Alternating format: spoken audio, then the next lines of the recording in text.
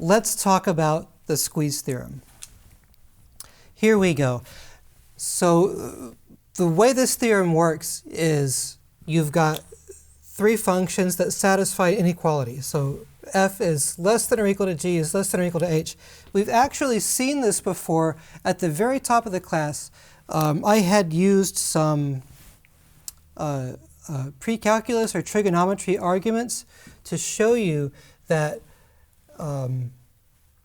cosine of theta is less than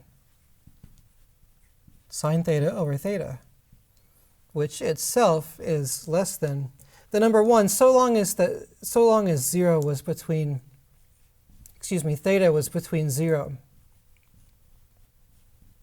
and pi over 2. And actually, because cosine is an even function and because sine theta over theta is the same whether theta is positive or negative, you can actually show that this is true for not just theta between 0 and pi over 2, but theta between negative pi over 2 and positive pi over 2. So this is an inequality we know. And as I'm explaining this theorem, if you want, you can keep in your mind this for f, that for g, and this for h. I mean, I've used the variable theta here and the variable x there, but the principle is certainly the same. Three functions satisfying an inequality. And it doesn't matter that it was less than or equal here and less than here.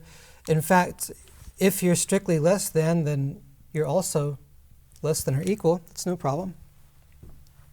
And so when this happens, and say you want to calculate a limit, say you want to calculate the limit of the middle one, which we did want to do. We wanted to find out what sine theta over theta limits to as theta goes to 0.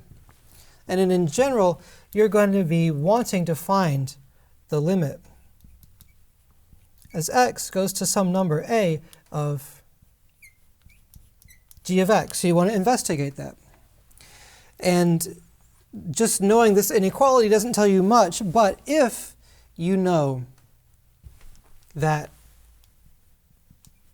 when you go to the same point, x goes to a, if you know that limit of h is,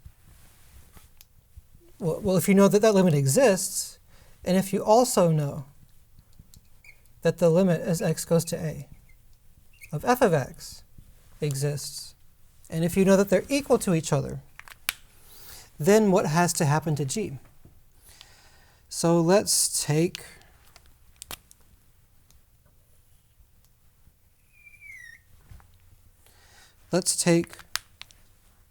cosine of theta first. So I'll draw cosine of theta in white.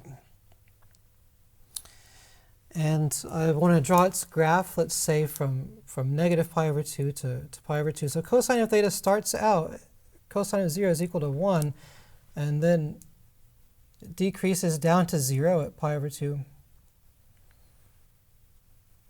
It's even function, so its graph over here is the reflection. Goes down to 0 at negative pi over 2. And then I can draw the graph of 1, which is just a straight horizontal line.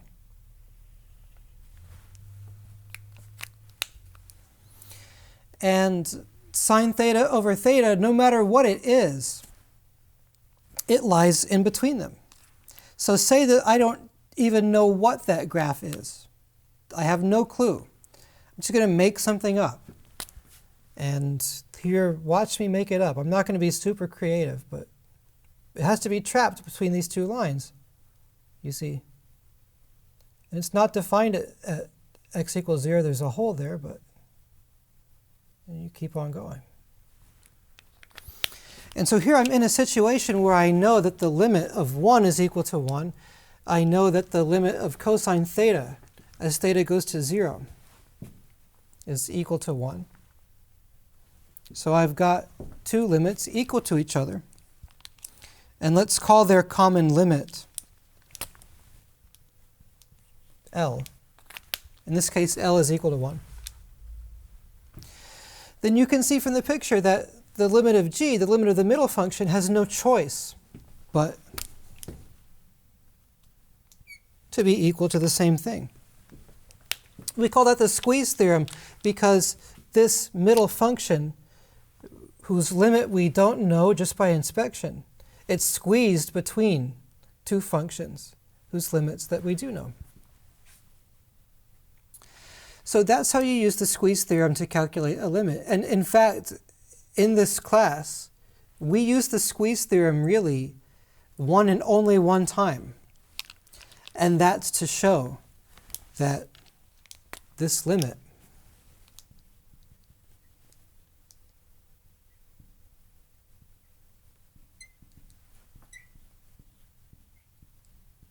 is equal to 1.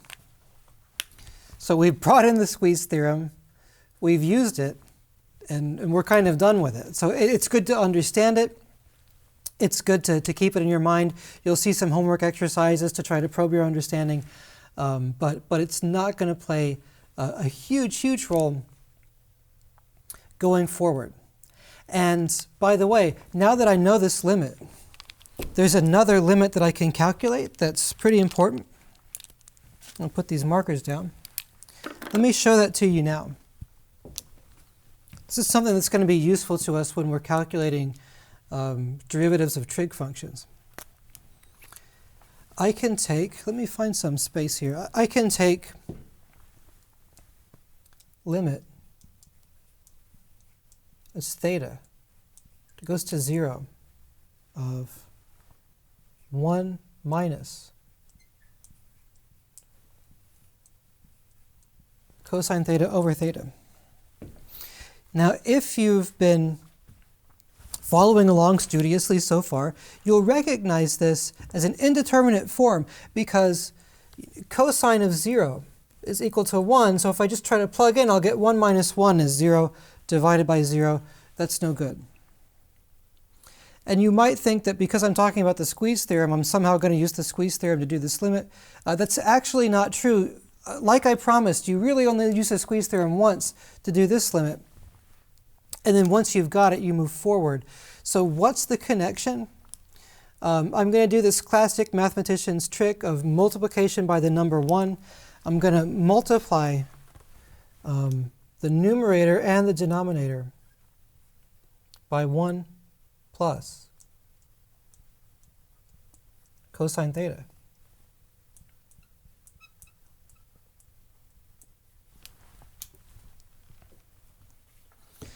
And sometimes you'll hear people call this the conjugate number to 1 minus cosine theta. And when I do that, I multiply this out. 1 minus cosine times 1 plus cosine, that's going to be 1 minus cosine squared theta. 1 minus cosine squared theta, that's equal to sine squared theta. So let me continue that calculation out. So 2 steps, 1 minus cosine squared theta, then using a trig identity to say that's actually sine squared theta. And I'm multiplying it by theta times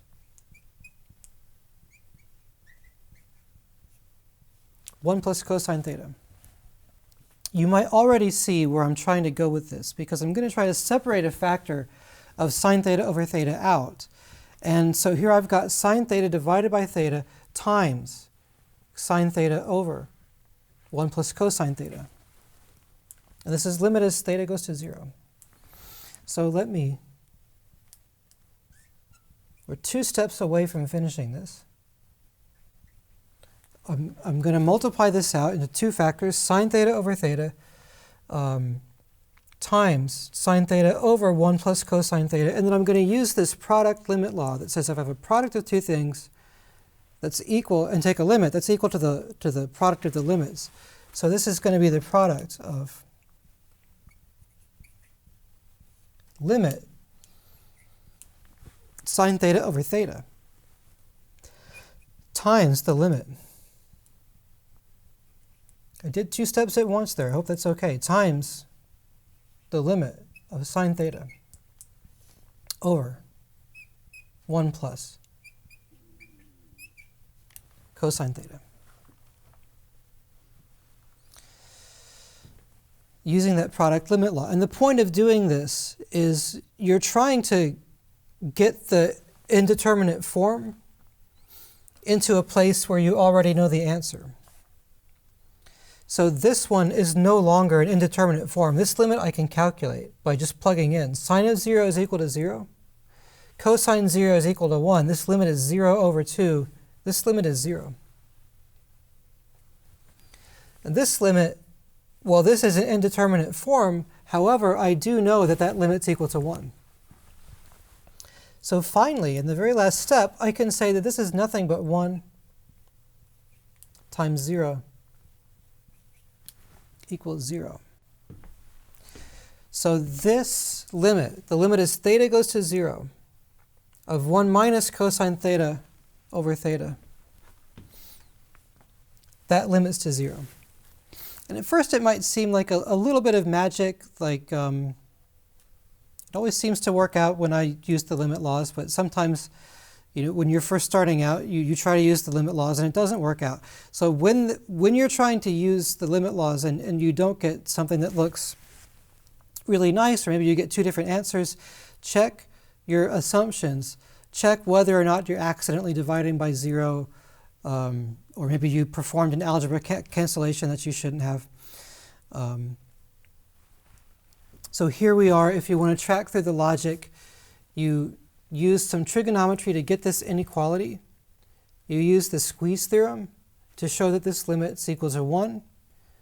Once you have that, you can then show that this limit is equal to 0.